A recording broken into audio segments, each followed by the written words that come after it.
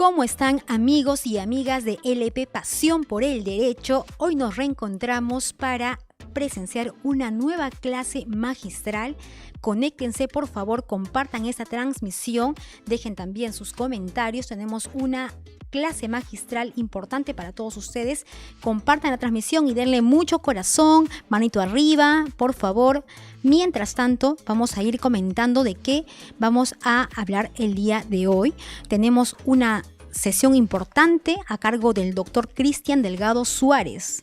Él es profesor de la Universidad de Lima, amigo de la casa, lo hemos tenido en anteriores oportunidades y ustedes ya lo conocen, por supuesto. Hoy día va a venir a hablar sobre las modificaciones del Código Procesal Constitucional, el análisis del título preliminar y amparo. Conéctense, por favor. Vamos a seguir esperando que ustedes puedan invitar a sus amigos, amigas. Sabemos que hay muchas personas interesadas en conocer las modificaciones a este nuevo Código Procesal Constitucional, ¿no? Hay varias modificaciones y el doctor Cristian Delgado Suárez ha integrado la comisión de trabajo que ha aportado con ideas y ha suministrado información para esta reforma que se ha producido en el Código Procesal Constitucional. Así que vamos a leer unos comentarios de pronto para que ustedes puedan tener el tiempo necesario para compartir esa transmisión, para darle manito arriba, para ponerle corazón a la transmisión del día de hoy. El doctor está conectado ya y vamos a tener una sesión muy interesante, una jornada académica muy interesante para todos ustedes. Quiero ver sus comentarios. Vamos a leer algunos saludos que la gente nos está dejando a través del chat. Ronald Chávez Oro nos está viendo, saludos para él. Lilia Marlene nos deja también su número de WhatsApp. Cristian Trujillo también se ha conectado a la transmisión. Por favor, díganos desde qué lugar nos están viendo. Nos gustaría saber desde qué punto del Perú o del mundo están ustedes presenciando esta transmisión. Jacqueline también está conectada. Gracias, LP, nos dice. Gracias a ti, Jacqueline, por estar siempre atenta a las transmisiones de LP Pasión por el Derecho. Jacqueline Pantoja también está allí. Sandra González también nos deja su número de WhatsApp. Ezequiel Castillo Córdoba también se ha conectado. Saludos para él. Por favor, compartan esa transmisión. Estamos a breves segundos de iniciar esta clase magistral a cargo del doctor Cristian Delgado Suárez. Él es profesor de la Universidad de Lima, pero también ha aportado en el grupo de trabajo que ha presentado mejoras al Código Procesal Constitucional. Y justamente esa es la razón por la que hoy va a disertar, porque nos va a presentar las modificaciones que se han producido en este texto legal en torno al título preliminar y al proceso de amparo.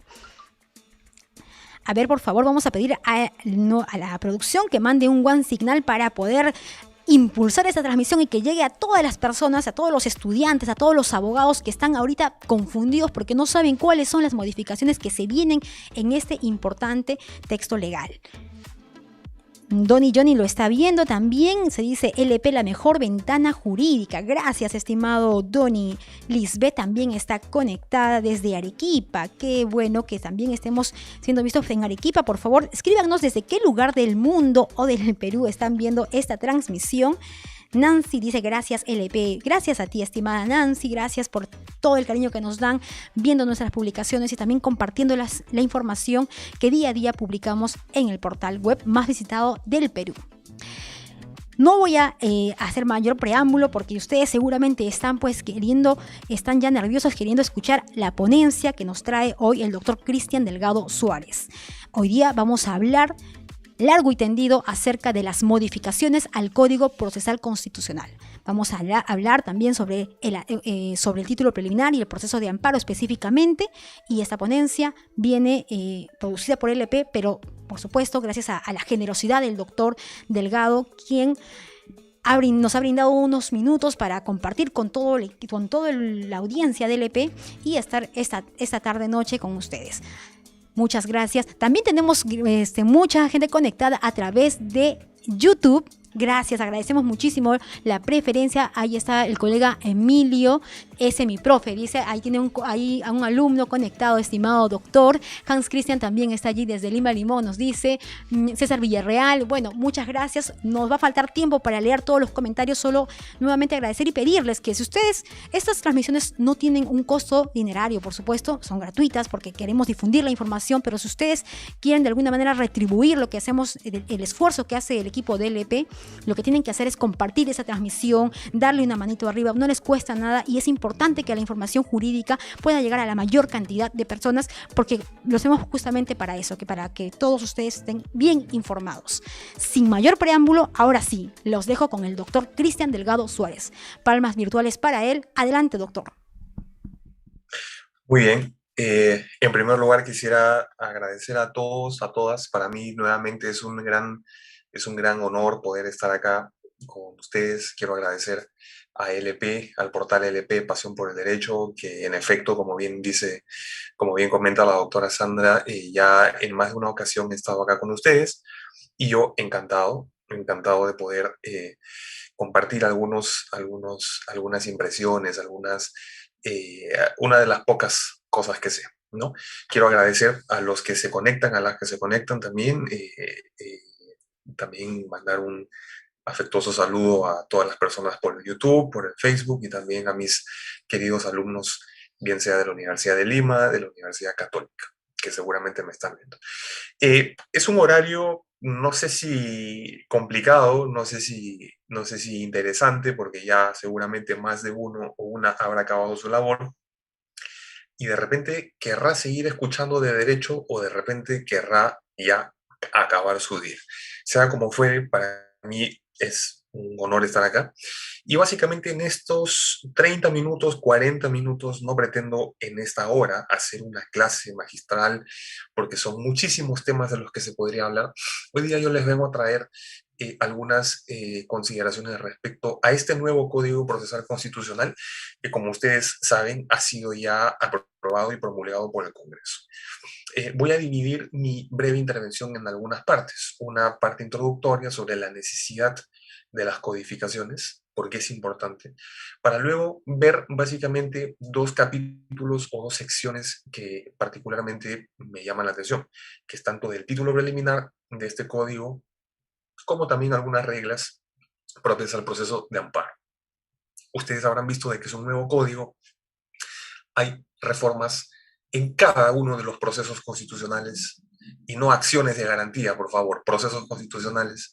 Y seguramente este intento y este esfuerzo de LP también irá en el sentido de convocar a más profesores y especialistas que en su calidad de expertos fueron invitados a este grupo congresal.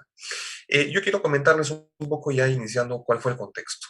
Ustedes sabrán, estimados y estimadas, de que desde el 2005 tenemos este Código Procesal Constitucional que ha pasado a regir a nivel nacional y que fue un intento de poder consolidar, de poder formar un corpus juris, por así decirlo, una codificación de leyes dispersas de varias de las acciones o de los procesos de garantía, procesos constitucionales que teníamos, que la Constitución del 79 lo llamaba así, ¿no? Había una ley del habeas corpus, del habeas data, había una ley también del proceso de amparo. Entonces, ¿qué pasa? Gracias al desarrollo teórico de los constitucionalistas, de los procesalistas constitucionales, llegamos al punto de identificar de que estábamos ante realmente la expresión normativa de esta bellísima rama que se llama derecho procesal constitucional. El derecho procesal constitucional como una forma de tutela, como una forma de protección judicial, tanto de los derechos fundamentales como también del control del orden político institucional de un Estado. Eso es lo que se regula, lo que se plasma en una constitución, necesita pues un proceso, necesita un instrumento, necesita una tutela jurisdiccional que pueda tornar efectivos estos derechos materiales y también hacer el control del orden político y constitucional. ¿Ustedes imaginan la desazón que esto serviría o que esto sería de contar con todo este desarrollo teórico, jurisprudencial de cortes interamericanas, de cortes de repente comunitarias, y no contar con un código procesal constitucional? Entonces, gran parte de los primeros redactores de este Código Procesal Constitucional del 2005 fue justamente la de poder codificar esta serie de normas que estaban dispersas por ahí. En 1979, Natalino Irti, civilista italiano, escribió un libro que es uno de los libros que a mí me ha marcado, que se llama L'età della decodificazione, o la edad de la decodificación. En este texto, publicado en italiano y que también está en español, el profesor Irti hace una alusión muy importante a la necesidad de codificar. Una codificación, una corporificación normativa, qué duda cabe, trae consigo una serie de ideales, una serie de preceptos, de fundamentos, de óptimos a poder alcanzar, ¿sí o no? Una codificación trae consigo mucha ideología, y esta ideología, qué duda cabe, también alimenta pues al derecho, ¿no? O sea, si uno me pregunta, por ejemplo, profesor Cristian, ¿qué ideología tiene el Código Procesal Civil del 93? Diríamos que pues tiene una tendencia dual, ¿no? Tanto del publicismo como del privatismo. La ideología justamente que está detrás de este primer Código Procesal Constitucional, porque ahora ya tenemos un segundo, era justamente la de dar pues un énfasis a este sistema de protección constitucional que se da en el proceso constitucional. De nada nos sirve a nosotros tener una constitución, una norma normarum, que atribuye derechos constitucionales, derechos fundamentales, que atribuye deberes constitucionales, si es que no tenemos un mecanismo unificado con ciertas reglas específicas que puedan justamente permitir la tutela de esos derechos. Y esto es tan importante que se puede llegar al punto de decir de que la propia efectividad de los derechos comienza, se desarrolla y acaba en el proceso. Esto ya lo han dicho mucho los italianos, los alemanes, los portugueses, los brasileños, de que hay una relación umbilical circular entre el derecho sustantivo, en este caso el derecho constitucional, y el proceso. La propia efectividad de los derechos constitucionales, además de que son directamente efectivos porque son normas constitucionales, qué duda cabe de que también se ponen en mayor protección con los procesos constitucionales. Entonces, así pasamos desde el 2005 hasta este año más o menos, o hasta el año pasado, en el que un grupo de trabajo de reforma parlamentaria, que está básicamente, fue presidido por el doctor Carlos Mesía, básicamente pues comenzaron a trabajar con varios congresistas y también profesores invitados respecto de la posibilidad de reformar o de promulgar un nuevo Código Procesal Constitucional. Algunas líneas directrices de la necesidad de un nuevo código, básicamente mejorar el propio procedimiento.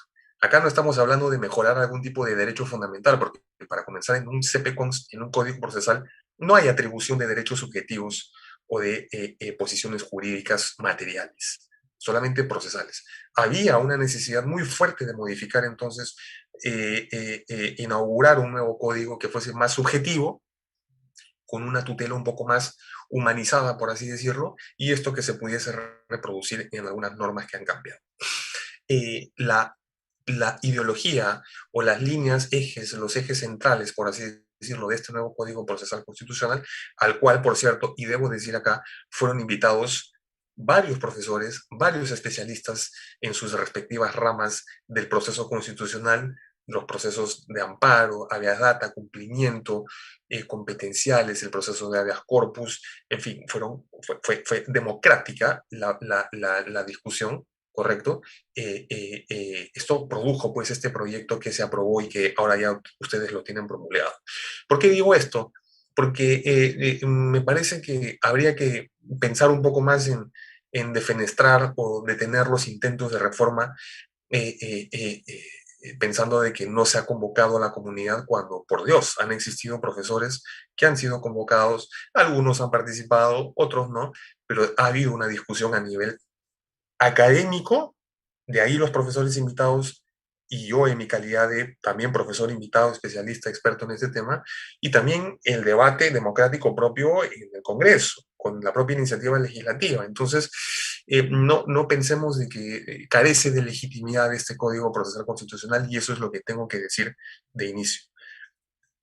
Pero así como estoy a favor de la iniciativa, puede que con el texto final no comparta muchas de las cuestiones que se han plasmado. Y esto es parte pues ya de la propia idiosincrasia o ideología que pueda tener un académico, una académica, un profesor o profesora respecto pues de determinadas normas procesales constitucionales. Entonces hay muchas que sí me parecen importantes y otras que de repente o bien se pudieron esperar o de repente darle otra redacción. Y hoy día me quiero dedicar básicamente a algunas normas del título preliminar, algunas disposiciones normativas y también a algunas normas del proceso de amparo, porque son algunas que sí se han modificado de manera sustancial. Así que lamento informarles de que no voy a hacer un comentario de todo el código procesal porque, bueno, esto abarcaría un intento muchísimo mayor y seguramente con profesores más especializados. Entonces, siendo ello así, quisiera comenzar un poco haciendo esto. Voy a ingresar a la parte de el título preliminar con algunas normas, comentándolas, justificando el porqué, para luego ya pasar a las normas generales del proceso de amparo. Ojalá me dé el tiempo en lo que va de este tiempo, no pretendo tomarme más, como les digo, de las 9, comprendo el horario, y vamos por ello entonces. En este momento estoy compartiendo la pantalla con ustedes para que se pueda visualizar justamente y para que haya una secuencia lógica, pues, ¿no? Muy bien. Nos posamos, nos detenemos inmediatamente entonces en el título preliminar de, este es el texto ya oficial por si acaso, ¿ah? Que con mucho gusto después lo podré compartir con cada uno de ustedes y también con los amigos de LP. Si es que ya no lo han hecho antes, que seguramente lo habrán hecho. Comencemos entonces con este nuevo Código Procesal Constitucional y este nuevo título preliminar. Entonces, el alcance, hay cosas que han cambiado y hay cosas que no. No me voy a detener a hacer una exégesis y andar por caminos seguros de las cosas que no han cambiado. Quiero individual y unilateralmente traerles algunas percepciones sobre algunas normas. ¿Qué duda cabe de que hay se reafirma, ¿no? Se reafirma el poder, por así decirlo, de garantizar la efectiva vigencia de los derechos constitucionales, y justamente esa es la finalidad de los procesos constitucionales, ¿no? Respetar esta supremacía de la Constitución y su fuerza normativa. Entonces, esto es parte del bagaje teórico y doctrinario que es necesario cuando estamos hablando de un título preliminar de un código procesal constitucional, ¿no? En lo que respecta a los principios procesales, en lo que respecta a los principios procesales, que es a partir justamente de este rubro, eh, hay también algunos elementos importantes, ¿no? Acá, por ejemplo, dentro de estos principios está justamente el de favorecer al proceso, justamente el de poder continuar o darle continuidad a los procesos cuando se inician, inclusive en la duda de que exista algún tipo de vulneración o de amenaza. Esto lo vamos a ver que conversa directamente, por ejemplo, con una norma en las normas generales de amparo en la que ya se prohíbe el rechazo liminar de la demanda de amparo, ¿no?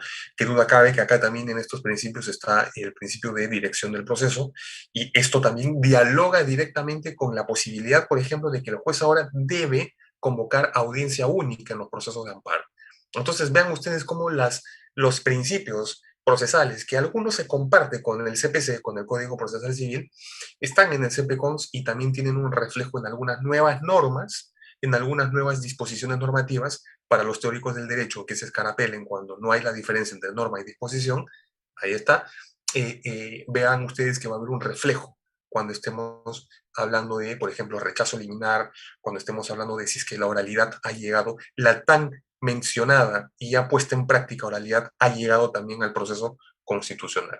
Los principios, no hay una cuestión, por así decirlo, que sea diametralmente distinta a lo anterior, porque el modelo sigue siendo subjetivo, doctores y doctoras.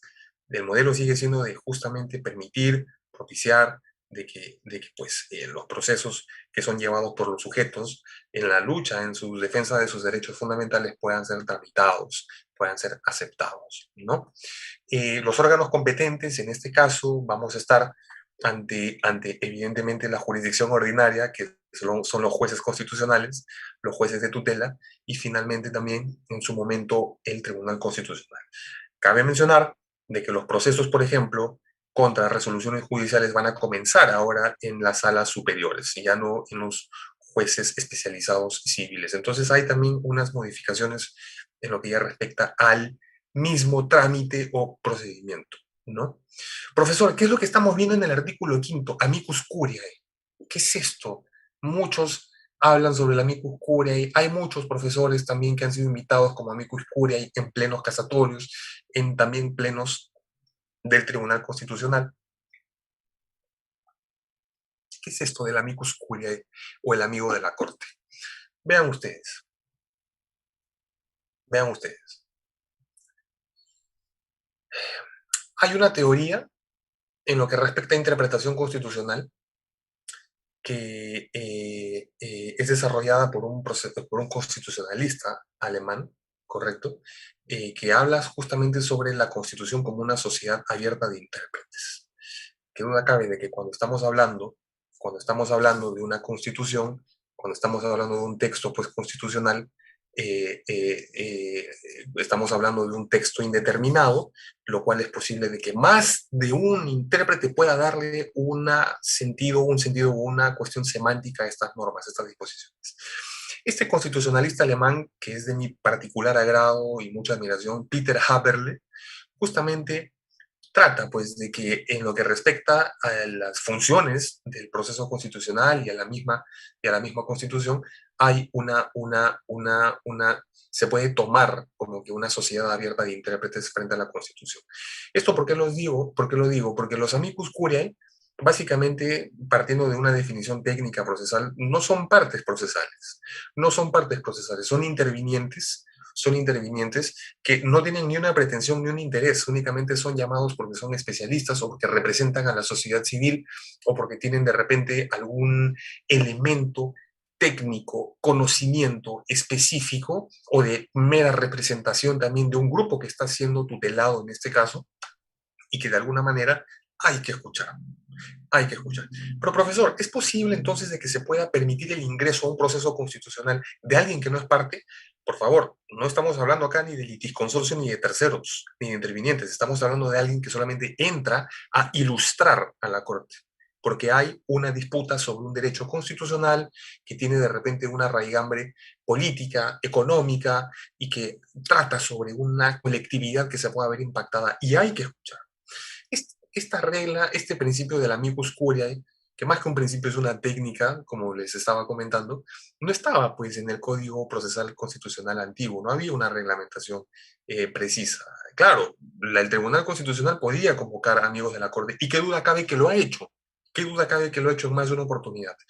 Con esto se deja clarísimo el horizonte de que tanto jueces de primer grado, las salas superiores y el propio pleno del Tribunal Constitucional podrán entonces, por propia iniciativa de estos órganos, llamar y convocar a especialistas que no tendrán interés en el proceso, que tienen reconocida competencia, idoneidad sobre la materia, la opinión no es vinculante. Por favor, el amicus curiae, y se lo recomiendo también para los colegas que vayan y que sean invitados como amicus curiae, no está resolviendo preguntas, no está resolviendo preguntas sobre el caso concreto, está ilustrando únicamente. ¿Correcto? Y hay que comentar también de que su intervención le corresponde al órgano jurisdiccional. Por acá ya han salido algunas voces que con mucho respeto y muy alturadamente han dicho, ¿y por qué no se permite que cualquier sujeto que quiera intervenir como amicus curiae pueda tocar las puertas de la Corte o del TC y que simplemente entre? ¿Por qué? Porque la admisión le corresponde al órgano jurisdiccional, motu propio, al propio órgano jurisdiccional, si es que deja entrar, si es que convoca o no. Si es que usted incluso, profesor Cristian, nos está hablando de la Constitución como una sociedad abierta de intérpretes, que duda cabe, hay terceros que quieren entrar como amigos de la Corte, tienen que dejársele entrar, ¿sí o no? Y esa, por ejemplo, es una cuestión que a mí me parece relevantísima que se haya podido manejar mejor. Hay que tener muy en cuenta de que está bien, el juez es director del proceso, pero el juez no está en el conocimiento inmediato y al día a día de que puedan existir organizaciones, profesores, especialistas, que puedan también hacer un muy buen papel como amigos de la Corte. Entonces, impedir o cerrar las puertas y que sea el clásico, no te preocupes, nosotros te llamamos, amigo de la Corte, puede que reduzca un poco la propia esencia o naturaleza de, este, de, este, de esta técnica, ¿no? Un saludo a los amigos del Facebook, que ojalá se sigan conectando. Entonces, esto es importantísimo que entre, que haya venido a conformar parte del título preliminar, ¿no? Un tema que me es muy querido a mí y a los que de repente mal que bien me conocen y saben un poco de mi trayectoria, me gusta hablar, es el tema del precedente vinculante. El precedente vinculante o el precedente constitucional. La terminología pudo haber sido mejor, estimados y estimadas. La terminología pudo haber sido mejor porque una cosa es una pequeña galaxia el precedente judicial y es otra pequeña galaxia el precedente constitucional. Hay elementos que por un tema de graduación en la importancia de lo que están resolviendo sí se diferencian. Pero vamos a ver entonces qué se dice sobre el precedente constitucional, que es algo que le ha estado generando un poco también a veces de dolor de cabeza a nuestras cortes y a los teóricos del proceso constitucional. Las sentencias del Tribunal Constitucional que adquieran la autoridad de cosa juzgada constituyen precedente vinculante, cuando así lo exprese la sentencia, precisando el extremo de su efecto normativo. Esto es lo mismo que tenemos en el artículo séptimo, o lo que se tenía en el artículo séptimo del Código anterior. Básicamente se deja expreso de que la Corte Constitucional debe plasmar la ratio decidendi, explicitarla y ponerla en código de regla jurídica, pues. Entonces, optamos, como dirían los analíticos genoveses del derecho, de la teoría general del derecho, optamos por un sistema explícito de la definición de la ratio decidendi y no psicologista, como sería si es que no se tornara explícito qué es el extremo vinculante. Hay algunas normas, algunas reglas importantes también para modificar, apartarse o dejar sin efecto. Y esto se da con un voto conforme de 5 magistrados, en el Pleno del Tribunal Constitucional, obviamente. Básicamente eso, ¿no? Miren ustedes que se reconoce ahora la sala competente de la Corte Suprema, cuando estemos en procesos de acciones populares, se reconoce de que puedan establecer precedentes vinculantes, modificarlos, derogarlos, con 4 jueces supremos. Habrá que ver si es que esto dialoga directamente con el proyecto, por ejemplo, de reforma al Código Procesal Civil, que también está volviendo a circular y a hacerse público, en el quórum que se puede dar para cuántos jueces pueden determinar que algo es precedente o no. Pero, profe, no tiene nada que ver, porque uno es CPC y el otro es CPCOMS. Me queda completamente claro. Lo que estoy viendo acá es cómo se maneja el tema del quórum o la cantidad para ver si es que con 4 o con 3 o con una mayoría simple o calificada se puede establecer un precedente vinculante. En lo que respecta al TC y al nuevo CPCONST, 5 magistrados votó conforme para que se cree un precedente vinculante. El artículo séptimo, que habla sobre el control difuso y la interpretación constitucional, que duda cabe de que acá también pues está explícito el control, el control de constitucionalidad ad hoc o caso por caso, que es el control difuso. Nuestro sistema no es incidental como sería en Brasil, por ejemplo, acá solamente se inaplica para el caso concreto y sigue la misma lógica, el mismo método, que es esta colisión entre una norma de rango inferior con la Constitución. Algunas cosas importantes para decir sobre, aprovecho esto sobre el control difuso. Recordemos que el control difuso, estimados, es una inaplicación de una norma que se dice que es inconstitucional para el caso concreto y que genera efectos interpartes. No genera efectos erga omnes. Por favor, ¿por qué lo digo esto? Y lo digo, y así como lo dije en otros foros, porque hasta, por ejemplo, lo que va del año, se hablaba mucho de que el famosísimo caso de la señora Ana Estrada, que se declaró la inaplicabilidad del artículo que sanciona el homicidio piadoso, fue un precedente vinculante emitido por el 11 Juzgado Constitucional. Hay que tener en cuenta de que lo que ocurrió acá fue una inaplicación de esta norma del Código Penal. Para el caso concreto, eso no es un precedente vinculante. Entonces, ¿por qué digo esto? Porque cuando estemos en control difuso, recordar que el efecto es entre las partes, no se irradia, no genera un precedente vinculante, porque pues lo ha dado un juzgado. ¿qué competencia va a tener el juzgado para establecer precedentes vinculantes? ¿No? Otro tema que también, se enfatiza, esto también está en la Constitución, por cierto, pero que ya se plasma acá como principio, es el control de convencionalidad. Hay que agradecerle al profesor Ferrer MacGregor, Fixamudio, que son profesores que son los que han desarrollado con mayor profundidad el tema del control de convencionalidad.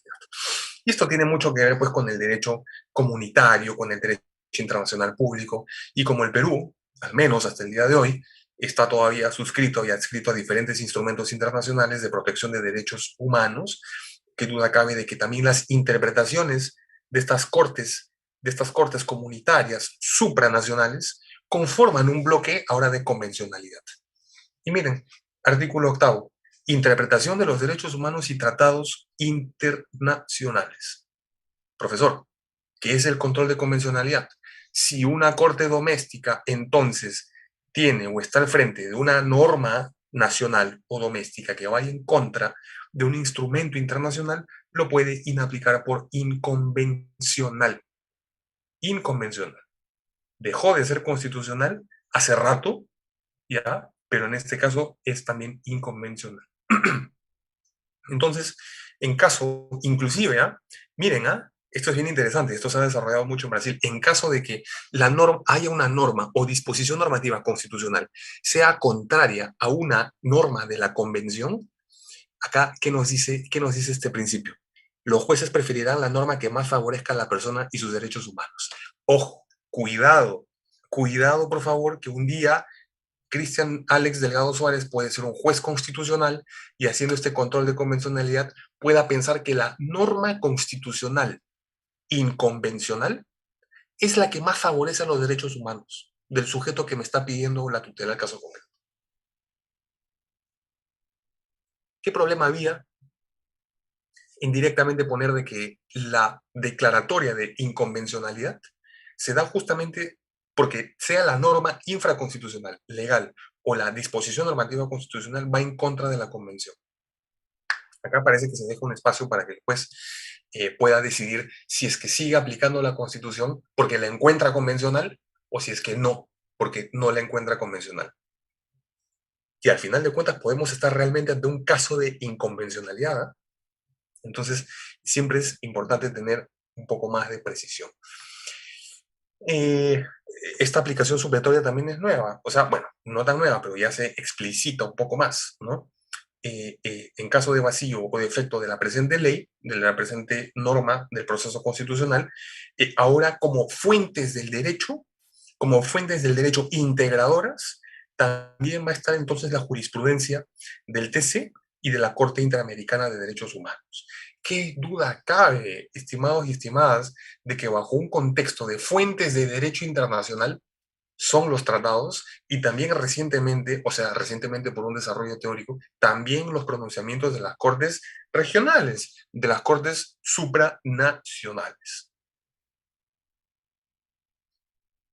Se habrán dado cuenta que por la forma de la exposición ya entra en calor. Así que vean ustedes las cosas que nos trae, o bien de nuevo, o bien de manera explícita, ahora sí, evidente, al menos el Código Procesal Constitucional, ¿no?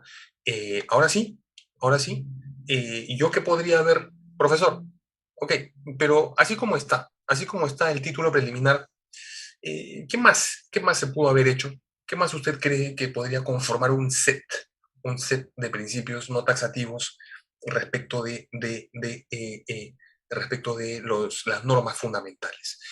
Miren ustedes, a mí me hubiese gustado muchísimo, y más que gustarme, creo que hubiese sido un buen servicio, doctores y doctoras, establecer de una vez normativamente en el título preliminar precedentes constitucionales, que lo está, y que seguro podríamos haber desarrollado más sobre precedentes, y la tan mencionada doctrina constitucional del TC, que es interpretación constitucional. Sobre esto todavía sigue existiendo un misterio, una ambigüedad, hasta me atrevería a decir una similitud en la cual la doctrina ha incurrido, porque pareciera de que lo que dice el TC se llame doctrina jurisprudencial o constitucional, o se llame precedente constitucional, acaba siendo vinculante. Por favor, ¿para qué entonces vamos a llamar a una misma cosa con dos nombres diferentes? ¿Me siguen? Entonces, bajo una lógica un poco más completa o fina sobre la teoría del precedente vinculante, habría que también establecer, ya pues, qué cosa es lo persuasivo, la doctrina constitucional, y cuándo se da, cuándo se genera la doctrina constitucional, y del precedente constitucional, qué técnicas tenemos para apartarnos, modificar, para interpretar. No queramos caer en el mismo error que tiene nuestro CPC, que con el único artículo 400, pleno casatorio, pensamos y alucinamos de que hemos regulado todo el fenómeno llamado precedente. Eso no es así. Entonces, habría que eventualmente hacer una precisión mayor sobre esta técnica, ¿no? Otro elemento adicional también hubiese sido, se hubiese dejado más en claro todavía y preciso el tema de la autonomía procesal. El tema de la autonomía procesal o también de la flexibilidad procesal, al punto de que pues el juez, esto ya está, es el desarrollo que el mismo TC lo ha hecho, que está en el código anterior, que también proviene pues del propio Código Procesal Civil, perdón, de la Corte Constitucional Alemana, el Bundesverfassungsgericht, que tiene mucha comodidad en poder modificar incluso, dar una tutela judicial, dar una tutela frente al defecto de su propio ordenamiento procesal constitucional. Esto es flexibilidad, esto es ductibilidad, esto es manejar mejor el proceso, más allá de lo que te dice la norma, para la consecución o la realización de sus fines, ¿no? Juez de tutela se le llama, no solo juez de derechos que están establecidos, sino también judicatura de tutela. Vayamos a las normas específicas, a las nuevas, a las que están por ahí reformuladas o redactadas nuevamente, de lo que tiene que ver con habeas data, cumplimiento y sobre todo amparo, ¿no? O sea, las normas generales. Esta sería una segunda parte de esta intervención nocturna que estoy teniendo en este momento con ustedes. Muy bien. Bueno, finalidad de estos procesos de habeas corpus, amparo, habeas data y cumplimiento, tutela de derechos fundamentales y constitucionales. Recordemos que el universo derecho procesal constitucional busca tutelar o bien sea derechos fundamentales y también a la vez controlar el orden político constitucional. Para los derechos fundamentales tenemos habeas corpus, amparo, habeas data, y por ahí a veces comparte el cumplimiento con también procesos de control del orden político y constitucional. Mi querido amigo, el profesor Ramón Guapaya, administrativista, constitucionalista, a quien le tengo mucho respeto y admiración y cariño, es muy claro en decir, el proceso de cumplimiento, ojo, es un proceso constitucionalizado, o sea que se convirtió en constitucional. Porque acá no sabemos, está como que en un limbo, ¿no? Tanto tutela de derechos fundamentales como también normas de control u orden político, pues, a nivel constitucional. Con el cumplimiento lo que buscamos es, oye, entidad pública, cumple las normas. Y esto acaba repercutiendo también en la esfera jurídica del, pues, administrado o del tutelado constitucionalmente acá. ¿Ven cómo comparte? Entonces, por eso está bien que se siga manteniendo como si fuese tutela de derechos fundamentales, pero bien vista su naturaleza, comparte un poco ambos objetos de tutela. Importante, por favor, puedan ver acá, artículo 1, se reconoce de que la finalidad de estos procesos constitucionales es defender derechos constitucionales de naturaleza individual o colectiva. Estamos en un país tan rico en conflictividad social que cuando tenemos pues conflictos de masa, superindividuales, debemos contar con las normas procesales que permitan esa participación masiva. Entonces, en este código se hace una inserción de algunas normas que permiten, a mi entender, una mejor tutela colectiva. Acá se está explicitando eso. Básicamente eso, ¿no? Miren ustedes, eh, eh, dentro de lo que corresponde a la demanda, son son los mismos elementos formales. Cabe decir también de que dentro de la finalidad de estos procesos, por cierto, está la tutela de los actos homogéneos, repetitivos también, o sea, un efecto ya pro futuro para seguir tutelando y revirtiendo los actos que, más allá de que estén sentenciados, puedan seguir deflagrando efectos inconstitucionales, también está.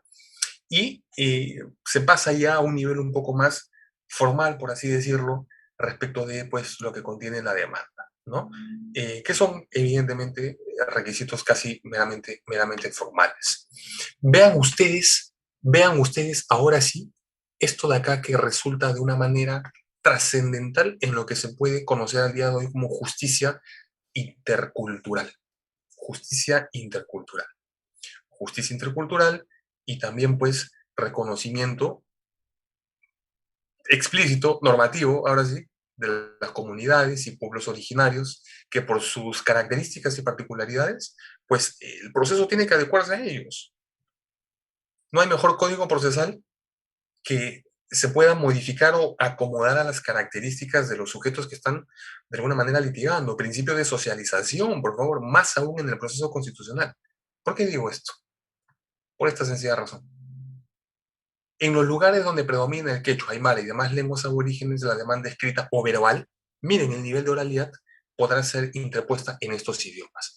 Profesor, nos parece sensacional. Ya era hora de que exista un reconocimiento normativo de este nivel. ¿Cuál es mi problema? ¿Cuál es el problema que puedo advertir acá? ¿Qué necesitaremos? A ver si están atentos y si se están escuchando. ¿Qué necesitaremos del Poder Judicial para atender adecuadamente a poblaciones originarias o indígenas? Necesitamos jueces. ¿Y jueces que conozcan qué? ¿Jueces que conozcan qué? Jueces que conozcan el idioma. El idioma, el dialecto. Oigan, tenemos lenguas reconocidas en el Perú más allá del español y del quechua. Tenemos más de esas dos. Entonces, obviamente que hace bien el CPConst en dejar explícita una norma en la que se diga, oiga, judicatura, el proceso constitucional también es para fuera de Lima. Y cuando llegue entonces a los extremos recónditos de nuestro país accidentado, por la geografía, no por otras cosas, hay que tener jueces que estén pues dispuestos a hablar en el idioma propio de estas poblaciones. Me parece que eso es básico, eso es natural, eso es hasta de propia accesibilidad, por Dios, a los servicios de justicia, básicamente. Sigamos algunas cosas también interesantes. En la defensa pública, en los procesos también se amplía, se reconoce, se sigue reconociendo para los procesos de habeas corpus, evidentemente, amparo, habeas data y cumplimiento. Y miren ustedes, acá ya hay lo que los americanos llamarían el legal aid o el auxilio judicial para estos procesos de tutela de derechos fundamentales. Que no les quepa ninguna duda de que los derechos fundamentales son los derechos de mayor vulneración, por así decirlo. Y a veces hay sujetos litigantes que no tienen los medios, la economía, la forma de poder costear defensa cautiva, o sea, un abogado. La defensa pública debe ser imprescindible, no solo para los casos de contra la libertad, sino también pues contra los derechos fundamentales de contenido patrimonial o extrapatrimonial. Si esto se da a nivel civil, qué duda cabe que con el auxilio judicial cobra más importancia a nivel pues constitucional. Me parece, ¿no? Me parece el énfasis debe ser mucho más en el tema, en el tema de la defensa pública. Miren esta norma, por favor, en el artículo 5, que son de reglas generales, ¿ah? De reglas generales ¿de qué? De amparo. En los procesos constitucionales contra resolución judicial, y contra resolución judicial puede caber el amparo y el habeas corpus, no se notifica ni se emplaza con la demanda a los jueces o magistrados del Poder Judicial. Esto está para discutir hasta verano. En los procesos constitucionales contra resolución judicial no se notifica ni se emplaza con la demanda a los jueces o magistrados del Poder Judicial. ¿Qué significa esto, estimados y estimadas? y a los que están acá se están ganando con esta nueva novedad que no les quepa duda, va a ser cuestionada. Significa procesos de habeas corpus unilaterales, unilaterales, en donde la unilateralidad está en que como mi habeas corpus contra mi decisión no se notifica al Poder Judicial o a los magistrados, entonces casi se resuelve solo con la demanda. No, un ratito, profesor. Se convoca también pues al Ministerio Público, porque si es que estamos en este caso ante un habeas corpus contra una decisión que ha privado de libertad a alguien, pues quien la ha pedido es el Ministerio Público, entonces tiene que también estar ahí. Sí me parece excesivo, bien sea en nombre de la celeridad o lo que sea, de que se deje de lado en los procesos contra resoluciones judiciales el emplazamiento de los jueces o magistrados del Poder Judicial. Yo les quiero comentar dos cosas. Yo soy alguien que además de dedicarse al litigio, tiene también 12, 13 años perdón, además de dedicarse al ámbito académico, tengo 12 o 13 años de experiencia profesional en litigio, en varias materias. Cuando estamos en un proceso constitucional contra resolución judicial, se pueden hacer estudios empíricos y de datos de que son pocos los procesos en los que realmente el juez que emitió la decisión, la sala, los jueces conformantes entran al proceso, contestan, responden, refutan. Normalmente esto se deja al procurador del Poder Judicial y que el procurador del Poder Judicial, como representante judicial del Poder Judicial, que diga lo que tenga que decir. Entonces me parece que esta norma, no la estoy defendiendo necesariamente, pero me parece que es un reflejo de la falta de actividad procesal en los procesos contra decisiones judiciales. Es reflejo de la falta de actividad de quién? De los mismos magistrados. De los mismos magistrados. Y que para que este proceso constitucional, que es urgente, por favor, es tutela de urgencia, se mueva más expeditivamente, parece que la norma ha optado por dejar a los magistrados sin emplazamiento. Mal que bien, solo la experiencia nos lo dirá. Esta es una de las disposiciones normativas que más se ha estado hablando en esta semana y que seguramente nos tomará mucho tiempo más comentar. ¿Se acuerdan del rechazo liminar de la demanda? ¿Se acuerdan de que el juez como director del proceso tiene tres momentos para calificar la relación jurídica procesal? Al inicio de la demanda, en el saneamiento y hasta en la sentencia, sentencias inhibitorias. Muy bien, esta norma, el artículo 6, esta disposición normativa, el artículo 6, nos trae una prohibición. Nos trae una prohibición de rechazo liminar de la demanda de amparo. Esto es sensacional, porque acá nos hemos ido al extremo del favor processum, o de favorecer al proceso. Ok, modelo subjetivista, lo que ustedes quieran, pero que entonces estamos en la posibilidad de que pueden dejarse pasar desde el primer momento demandas abiertamente improcedentes. Abiertamente improcedentes. ¿Qué va a suponer esto? ¿Qué va a suponer esto? De que si estoy abriendo la puerta del Poder Judicial, de los juzgados constitucionales, y digo, venga, pase usted adelante, no hay rechazo liminar, ¿qué va a ocurrir? ¿Qué va a ocurrir? Les pregunto, ¿qué va a ocurrir? Carga procesal, carga procesal, colapso de los juzgados que se van a ver inundados de demandas constitucionales que no importa si son abiertamente improcedentes, el juez no las puede rechazar. El juez no las puede rechazar. No me lo estoy inventando, miren ustedes.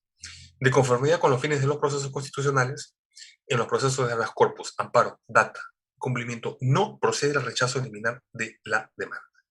No procede el rechazo liminar de la demanda. Hay que encontrar pues siempre en la vida un balance, ¿no? Ni tan, ni muy.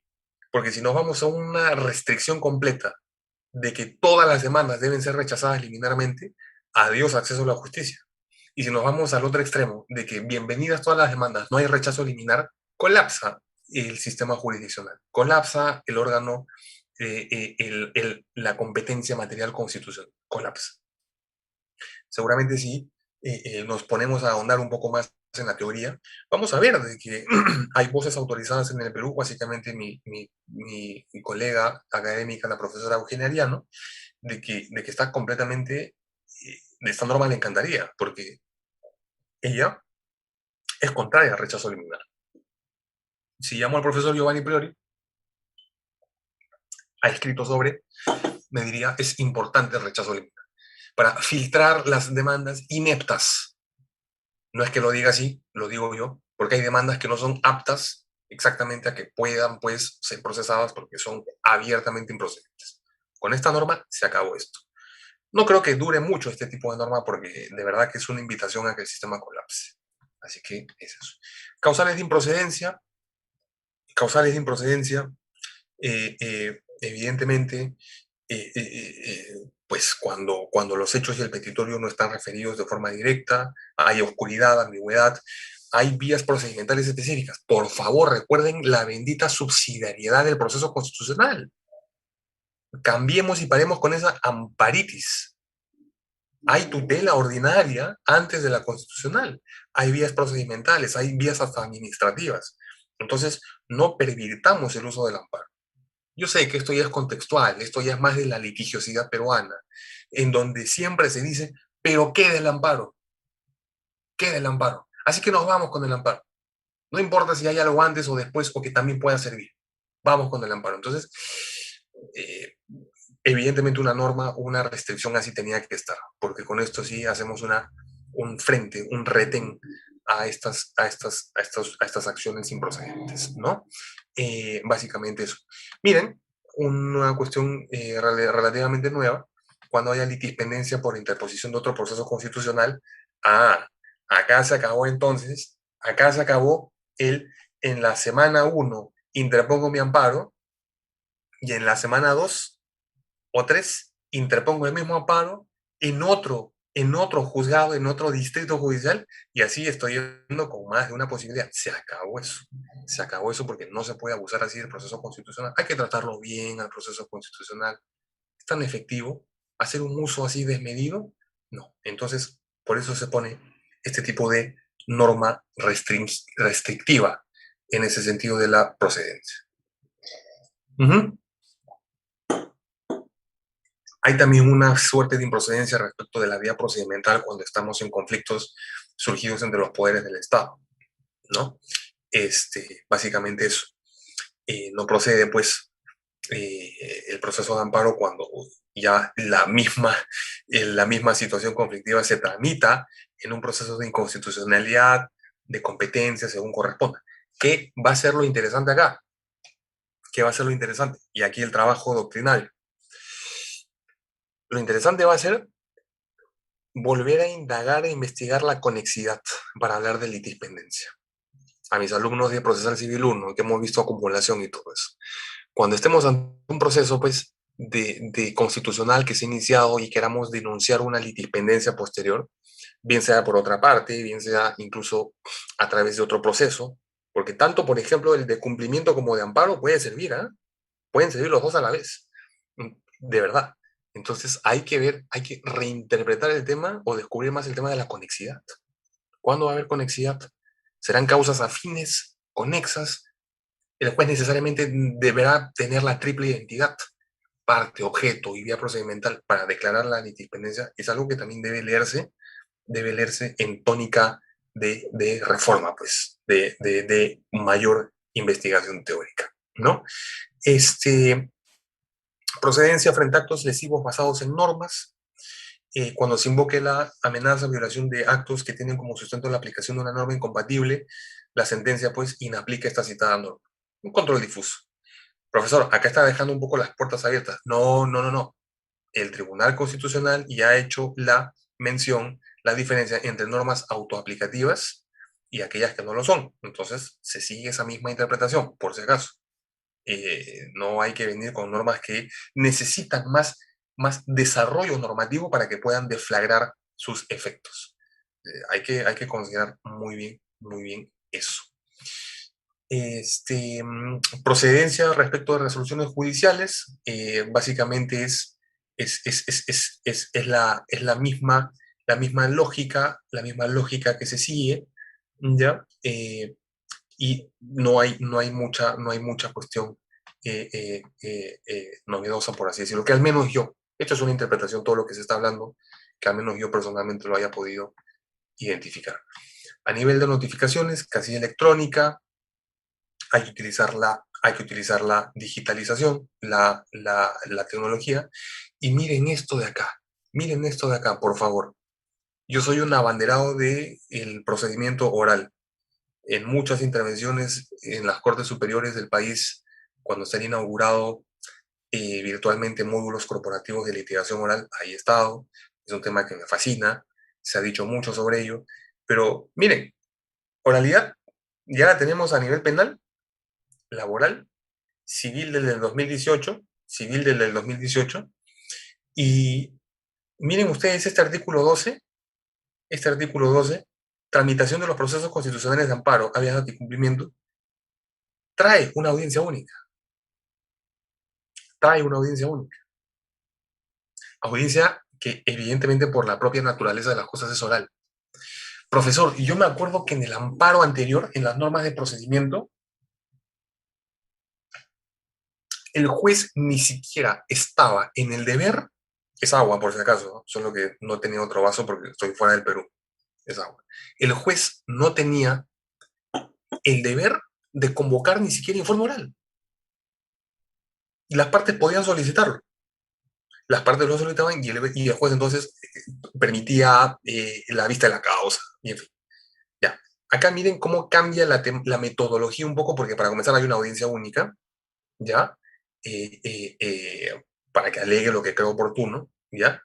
Y básicamente hay oralidad, pues, en las audiencias. Entonces, miren cómo esto dialoga directamente con los intentos también de oralidad que se están llevando todavía a cabo por el Consejo Ejecutivo del Poder Judicial, pero civil. Ahora esto se ha transportado también a la competencia constitucional. Qué bonito, miren, está creciendo la familia de oralidad.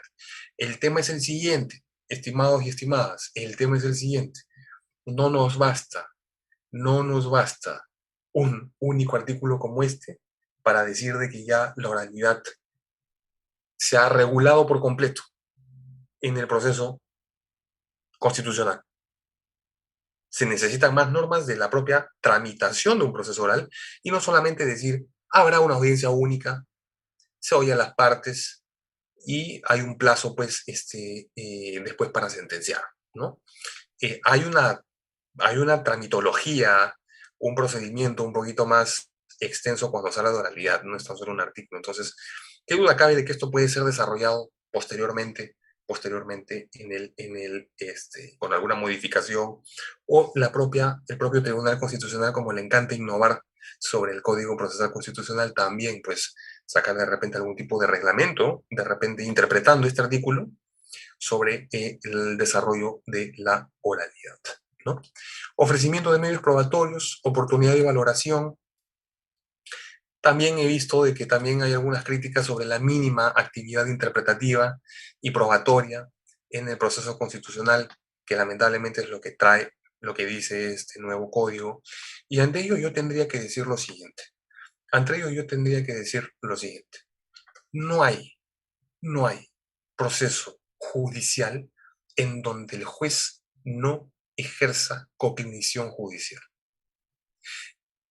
Y si es que el juez ejerce cognición judicial en alguna medida, mayor o menor, entonces pues estamos ante necesariamente un mínimo de actividad probatoria.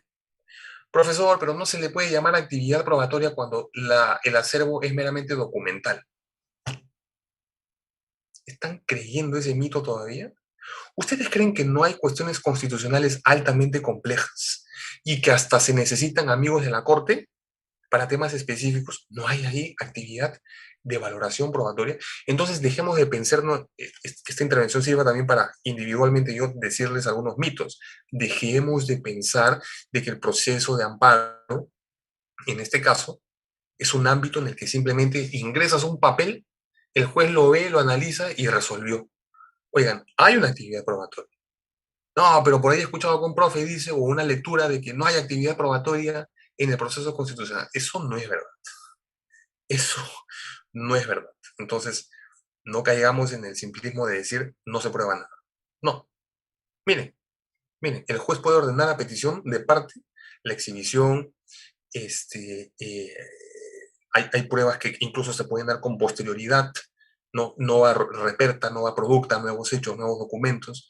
Entonces, claro que hay facultades respecto del juez y de las partes de poder pues, plantear los medios probatorios para probar sus alegaciones. Evidentemente, no hay, no hay una cuestión de limitación. La limitación será en que será cognición parcial porque tendrá que ver solo con la amenaza o con la vulneración a los derechos fundamentales. Nada más. Nada más. Y ahí está. Eso está en el propio código, nuevo también. Solo se declaran procedentes amparos cuando se trate de la amenaza o vulneración de derechos fundamentales. Ahí está de saque lo que hay que probar. Amenaza o vulneración. Y para eso creo que cualquier medio probatorio puede ser útil. Entonces, sigo avanzando para ya dejarlos libres, sigo avanzando. Acá hay un tema que quería traer con ustedes porque esto fue parte de una de las propuestas que yo pude colaborar, en las que yo pude colaborar. Vean ustedes, un tema que también me es muy, muy, muy querido, por así decirlo, y que me gusta es el tema de la tutela jurisdiccional efectiva, de la ejecución de las sentencias. Ejecución de sentencias o de decisiones judiciales, en fin, como lo quieran llamar. Y nuestro Código Procesal Constitucional anterior carecía de una serie de técnicas de ejecución, medidas coercitivas, para poder hacer cumplir las decisiones en procesos constitucionales. Y esto es un dolor de cabeza al día de hoy, doctores, porque hay muchos, por ejemplo, procesos constitucionales contra el Estado de carácter patrimonial o extrapatrimonial, en donde nos seguimos preguntando, ¿qué medio ejecutivo uso, por Dios? ¿Cuántas sentencias incumplidas tenemos en las cuales el Estado no cumple de temas constitucionales? Hay que pensar en técnicas, en medidas, para ver pues, cómo se materializan estas decisiones y estas sentencias. Esta parte es la propuesta, una de las propuestas con las que yo participé en este tema. No es tal cual como se planteó, porque todo esto pasó después por un tema de discusión, aprobación y debate y quedó un texto final, pero por ahí va la idea, Miren ustedes, la sentencia constitucional tiene un nivel de prevalencia sobre las otras sentencias de otras materias, porque responde, tutela, protege derechos que tienen un elevado grado de protección, derechos fundamentales. ¿Ya? Las sentencias actúan justamente eh, eh, eh, eh, de manera inmediata, siempre y cuando no genere irreversibilidad. Esto también ya se esclarece un poco más porque en el código anterior había una confusión, si es que la apelación puede suspender o no los efectos o qué sé yo. Entonces acá la actuación sigue siendo inmediata, ¿correcto? Y la sentencia que ordena la actuación inmediata es inimpugnable, ¿ah? Es inimpugnable. O sea, hay una resolución que ordena actúese inmediatamente esta sentencia porque no es irreversible. Entonces, sigas adelante. Y esa no se puede impugnar. No hay interés recursal para ello. Esta norma que está en el artículo que se puede extraer del 27, ejecución de sentencia, esta sí es interesante. Esta sí es interesante porque tiene una serie de medidas de ejecución para ver cómo se actúan pues, las sentencias. Miren, permítanme leer, por favor. Las sentencias dictadas por los jueces constitucionales tienen prevalencia sobre los otros órganos jurisdiccionales. Ok, para el cumplimiento de las sentencias, el juez debe, y en función del contenido específico del derecho, ahí está, tiene que ver el caso concreto, palpar el derecho y ver qué utilizo para mejor actuar mi sentencia. ¿Qué debe el juez? Velar porque la sentencia se cumpla en sus propios términos. 1. Deber de efectividad, por Dios y la Virgen. Velar porque la sentencia se cumpla en sus propios términos. Nada de equivalente, ni parecido, ni nada de eso. Velar porque se cumplen sus mismos términos. Y para eso, ¿qué cosa es lo que puede hacer? Si es que el funcionario público no quiere cumplir, se remite al Ministerio Público, que también ya estaba ahí, en el código anterior. Si el cumplimiento depende de varias voluntades, ojo, y si no se acata en el plazo de 5 días, el juez remite los actuados al Ministerio Público para que actúe conforme sus actuados. Miren, si el cumplimiento de la sentencia depende de previsiones contenidas en el presupuesto general, ahí está el pecuniario para el Estado, la parte vencedora puede pedir al juez que modifique la ejecución material de la sentencia, proponiendo una fórmula sustitutoria. Eso es importantísimo, porque hay muchos litigantes que siguen esperando pues el bendito presupuesto del año 2021 de cualquier entidad pública y tienen la sentencia ahí bajo el brazo y diciendo, ay, no se puede actuar porque no llega el presupuesto o porque no hay presupuesto. Entonces, acá hay una fungibilidad importante de que si es que la parte ve que no se puede cumplir, pide otra cosa y puede pedir la ejecución material poniendo una fórmula sustitutoria mejor. Vean ustedes, eso es efectividad. Eso es efectividad, estimados. Para el cumplimiento de las sentencias, el juez puede optar de oficio o a pedido de parte otras medidas de ejecución, como remoción de personas del cargo temporal, destrucción de cosas, objetos, edificaciones, paralización de obras, ojo, derecho ambiental, derecho de la propiedad, que también es derecho fundamental, por cierto, ojo, puede actuar cualquiera de esas, así como otras técnicas que considere necesarias. Se dan cuenta que hay una cláusula de atipicidad interna en este artículo. Tienes unas típicas y fíjate si te sirve alguna. Querido juez constitucional, querida jueza constitucional, partes. Si no te sirve ninguna, hay la posibilidad de que ad hoc, para el caso concreto, crees, imagines, alucines, si quieres, una técnica judicial, una técnica ejecutiva que pueda servir para el caso concreto. ¿Esto por qué? Por Dios, ¿por qué? Porque la labor interpretativa del juez sobrepasa el texto normativo.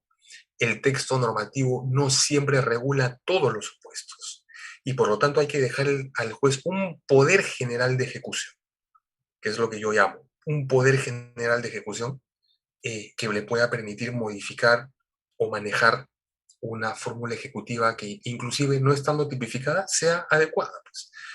Profesor, que esto es muy intenso porque es darle un poder arbitrario al juez. ¿Me van a decir que el juez no trabaja día a día con discrecionalidad judicial?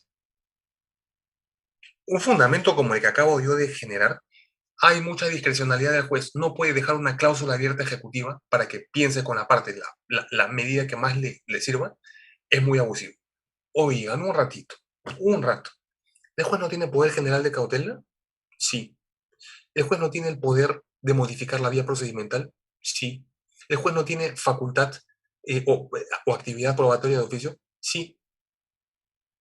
Ah, y vamos a cuestionar de que pueda tener explícito en el papel, en la norma, un poder general de adecuar la medida ejecutiva, por favor. La coherencia del discurso nos hace llevar a que está bien que incluso un juez constitucional pueda atípicamente crear una técnica ejecutiva para el caso concreto.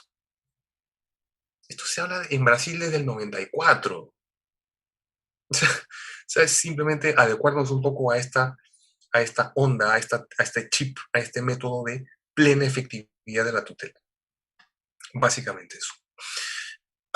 Doctores, doctoras, estimados y estimadas, siendo avanzada la hora, 9:15, voy a poner un punto aparte en este momento porque viene habeas corpus y seguramente que en su momento también vendrán especialistas a hablar sobre ello.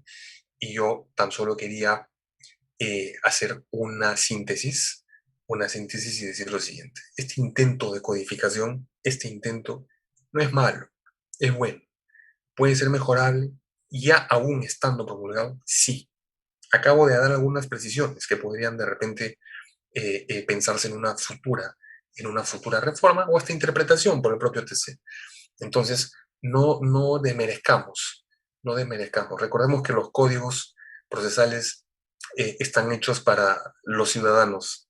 Los códigos procesales no están hechos para sus redactores. Nunca.